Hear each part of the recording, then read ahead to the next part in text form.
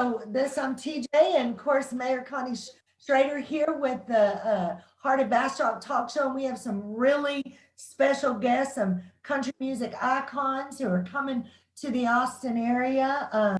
We're really excited for you that you guys decided to stay with us here in Bastrop. Me too.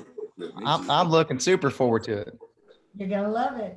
And so, Connie, you're our mayor. Tell them a little bit about how we're involved in music here in Bastrop. Well, one of the things that we were really proud of earlier this year, we were designated as a music-friendly city by the state.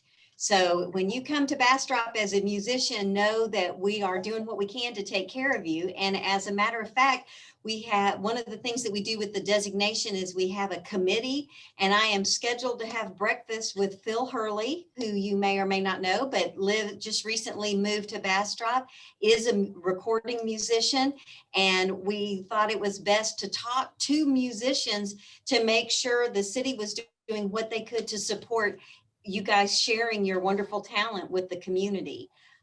Through all this COVID time, we've even had plays at our local opera house. We in arts, and in this COVID stuff, isolation is not good. And music is a way to bring folks together and to heal their hearts and heal from within. And we are so glad you guys are going to spend a couple days in Bastrop. A couple of days, I might just buy a house and stay down there. Please do. I like that. I'll stay if Billy will let me have the back room or something. We would love that. We would love that. So tell me about the Country Rewind Tour. How did you guys come together for this? Well, initially, the way it came together was kind of through Wade. Daryl, correct me if I'm wrong, but kind of. I have no idea. Well, you guys called me last, so I'm gonna always have that out. We've all got so much stuff going in our lives. I mean, I don't know. I don't know anything anymore, you know. But I do know the promoter, who's a really great, who had the concept for this, had this concept come, to fruition in his mind. Was really good friends with Wade, and they contacted me about being a part of it. And of course, anything to do with Wade, I'm always on board because I love Wade like a brother. And then they said, who do you think would be great for another slot? And I said, well, Daryl would be awesome. I mean, unanimously we thought of Daryl. And so we've done one weekend together, and it was just a blast. It was like family.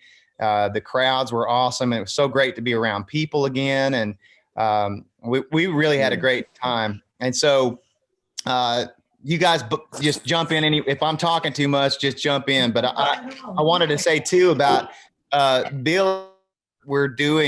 We're also integrating more guests into what we're doing. And again, it was the same kind of thing. Who do you guys think would be great? And we were like, Billy would be awesome on this. And it worked out for his schedule that he was able to do some of these dates. And so we're super, super thrilled. I think I speak for everybody that we're all thrilled to have Billy out with us too. So absolutely. Well, they never had to live with me on a bus yet, so we're gonna find that out next week. Hey, I already got the longest bunk, so I don't care. Well, I tell you, y'all can all have the stateroom, because that was the worst place for the artist to ever sleep, on the back of the bus. Nobody I'm excited to be with you guys, but it's going to be great for me. Daryl Worley, wrote one of the most important songs, around 9/11. I just love hearing him sing that. Brian White is so multi-talented, and he's a true musician at heart and a songwriter. And he's not bad to look at, he's aging well, a lot better than me and old Daryl are, I can tell you. So, but I'm just glad to get back to Texas and to play music again. This is the old way, the guys years ago, the old package shows. I think we'll see a lot more people, you know, 1+1+1 equals 5 in this kind of a package, you know. So I think there's going to be a lot of bang for the buck, a lot of fun, for a lot of camaraderie, and a lot more than just singing our songs. I think people will enjoy, you know, just some of the old stories, because my God, I know we all got stories to share. So it'll be a long night. I can say that. I love it. So I love have it. a question for you guys. How did you come up with the name? I think that might have come from the guy that sort of put the whole thing together. When I first saw it, I thought, uh-oh. There you go. There you are. You're back. I'm sorry. While I'm talking, I'm going to plug in a charger cord. I think my phone's about to die. Oh, no. I bet I left the cable in the truck. Maybe it'll last a few more minutes. Yeah, the guy that put this whole thing together, when I first thought of it, the rewind, I thought, okay, that's a cassette tape. That's about right. Because I was still putting out cassettes when I had my first hit. I know that. So you guys have all been Oh my God, I'm old. No, you're right, man. We've all been on cassettes. Ahead, If that's what you're asking. Yeah, we've all been on cassettes. So right. So since the 90s, so you guys have been around since the 90s. So tell me, do you think country music has changed? Because it's certainly changed since the 90s. So can you tell me how you see the changes in the industry? I can jump in on that one. You know, I think every generation, you know, brings there are other musical influences to Nashville when they arrive. I know when I arrived, I was 20 years old, and I was influenced. My dad had a band, so I was influenced by really traditional Merle Haggard, you know, Willie Nelson, you know, the outlaw movement, you know, the Willie and Waylon kind of movement got me excited because I was a teenager around that time. But then when I got, you know, I also loved like James Taylor and the Eagles and some of that. I always liked kind of pretty music, you know, and so I think every generation. So, you know, when we got to Nashville, we actually brought some of that, and some of the older folks didn't quite like that, you know, because we were bringing a little bit of that soft rock.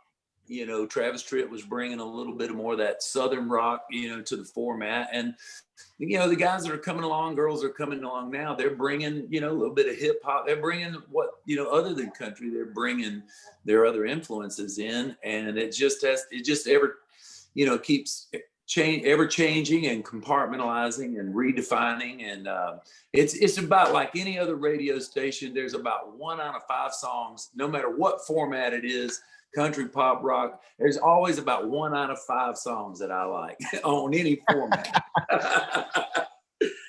I understand. Well, we're really excited for you guys to come here and experience Bastrop. And because it is an experience, you know, we're on the beautiful Colorado River. It's, you know, just an amazing town. And so we've been planning through the Bastrop County Business Owners Association, we've been planning a Mardi Gras celebration for Bastrop, but a Texas style Mardi Gras. So hopefully we can bring some of you amazing artists, maybe all of you, back to Bastrop next year for that Texas style Mardi Gras. We would love that. Hey, don't threaten me with a good time. I was down in South Louisiana for a lot of years working, and I did 4 of those New Orleans Mardi Gras in a row, and so I probably do for a Bastrop Mardi Gras. There you go. You can show them how to do it Texas style. I'm in. Count me in. Great. Because my calluses are getting soft on my fingers, not picking enough. I hear you. So tell me, what can your fans expect from your show that's coming up? So are you guys all performing together? Are you performing individually or both? Yeah, you know, that came up in the beginning, and I think we all just immediately, everybody, we've done shows together, and we know how much fun it is, you know, just the banter and talking back and forth and sharing the stories and all of us, everybody loves to play guitar and we love to support each other. And there's something really magical, that happens when we're all on stage. At least I feel that way. And so that's what they can expect is, they're going to see all of us on stage together. And, the thing that I think people love more than anything is they love the intimacy of these types of shows. And over the years, I mean, that's the kind of feedback that I've always gotten from fans is that they love those type of shows because they sort of got to feel like they got to know you just a little bit better because it was not such a structured, big, bells and whistles type of show. It was like, almost like we were in their living room, Love it. I love it. So, one of the things that I think has changed so much over the years, I'm not going to give my age out because I'm only 21, but I noticed that social media is such a huge part of what we do now. And all of you guys, so I went in and looked at your social media and, liked it and shared it. And all of you have some connection with your fans, right? So I know, Brian, you have a new podcast. Billy Dean, you do chats with your fans live. And so can y'all tell me a little bit or let people know a little bit more about that? Because I love that. Absolutely. What's that? I just said, go ahead, Billy. Oh, yeah. Absolutely. Back when we were quarantined in 2020 in March, we started doing what we called everybody was kind of, did I freeze up? Everybody was kind of, quarantined and locked in. I down here on the island where this St. George Island, Florida, where I live. And can you guys hear me or not? I don't know. Yes. I still have y'all. Okay.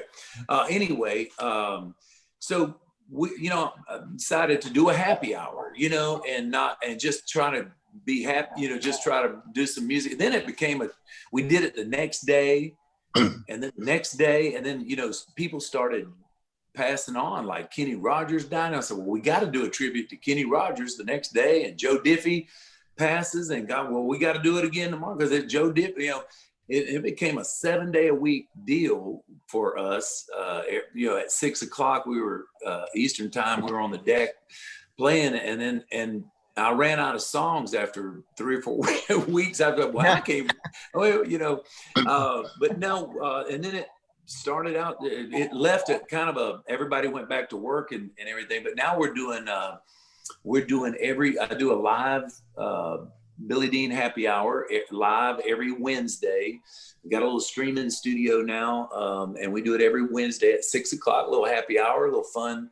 And then we have a supporter page, a Facebook supporter page that people subscribe to. And on that page, we chat live with them every Monday. They get to watch the happy hours on demand whenever, which is not available on the regular Facebook. And then a lot of pictures and a lot of music that I've never released, demos and things. Brian and Daryl know we've got songs on our phones and stuff that people haven't heard. And I thought that'd be cool to share with those supporters. So anyway, yes, the old guys like me have been forced to, to figure out how to make these streaming things work because and I think the fans are actually getting more access and more quality time, with their artists this way because we are available, now.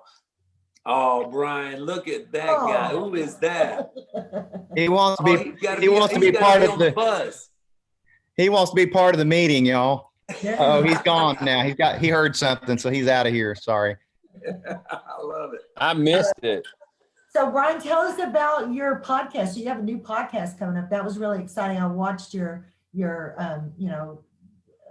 promo for that, and it looks really good. I was like, oh, I'm following this.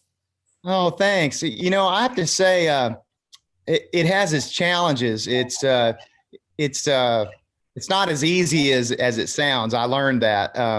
But I did learn how gracious other artists have. I mean, they've been, so many artists have been so gracious as to come and do it. I had to go chase some of them down and go where they were. But, the thing I loved about it so far is the fact that the part of the conversations where the artists really opened up and kind of got away from the music conversation a little bit and talked about some of their struggles and their flaws and really went down that road a little bit. I think those were the things that hit me the hardest. And I think fans really enjoyed it a lot, but it's been fun. I will say that COVID did slow that process down. I felt like I kind of came out of the gate pretty strong with the podcast, and then we all got hit with that, and everybody was kind of trying to figure out what to do, and so it's slowly sort of gaining some traction again. But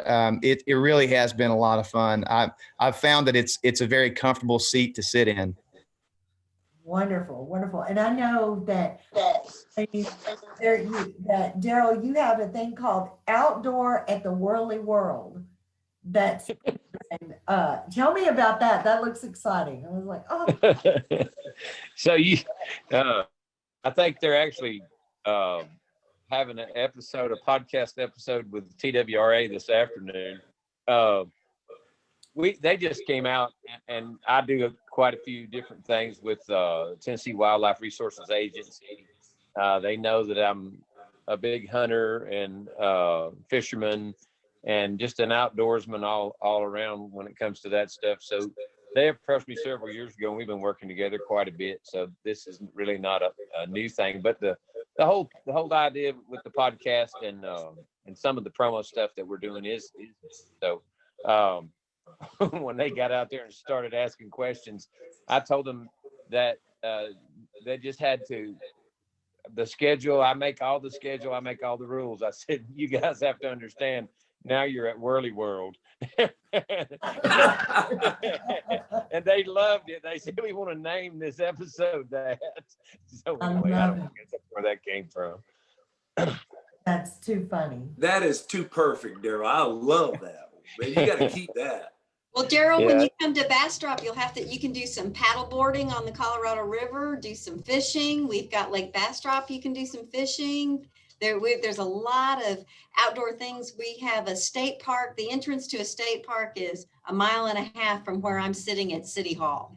That's so if you awesome. like the outdoors, this is the place to be. All right. Beautiful place. Wow, that's awesome.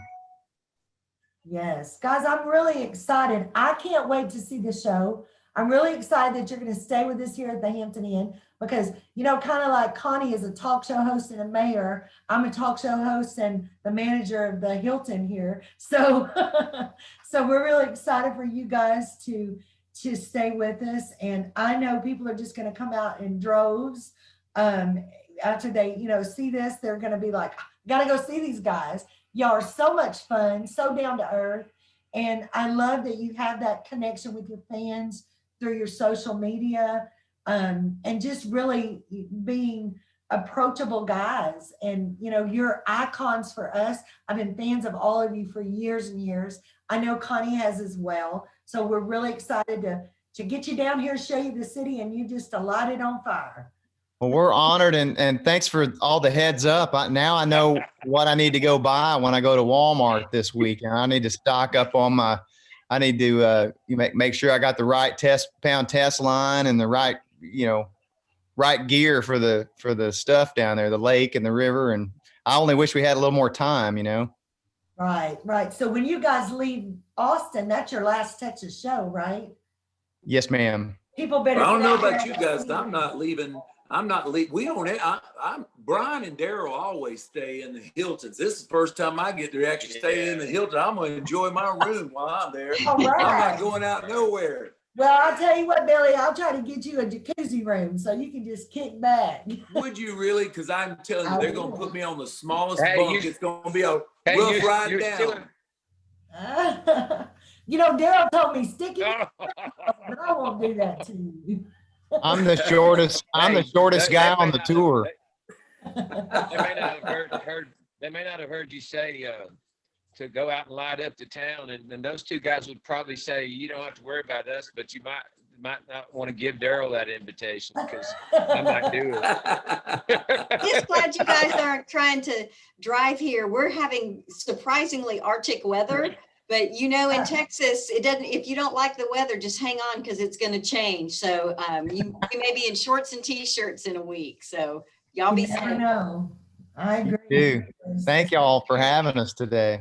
Absolutely, guys. Thank y'all for coming out. So we're going to TikTok everything across the screen so people know where to go to get their tickets. It's countryrewindtour.com, correct? And this is the last Texas show. So you better come from Austin and Dallas and Houston and everywhere and get in on this one.